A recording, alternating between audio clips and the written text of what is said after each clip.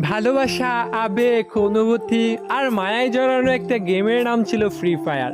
একটা সময় ছিল অবসর সময় কাটানোর জন্য আর বন্ধু বান্ধবদেরকে নিয়ে আড্ডা দেওয়ার জন্য সবচাইতে সহজ মাধ্যম ছিল এই গেমটি।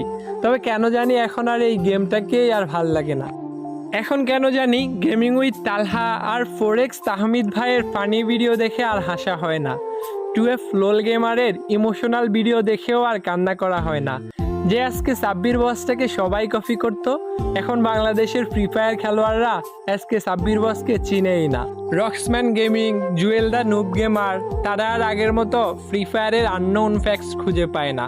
ফ্রি ফায়ার কমিউনিটি নিয়ে এখন আর সাদিকুল ভাই আগের মতো রোস্টিং করে না।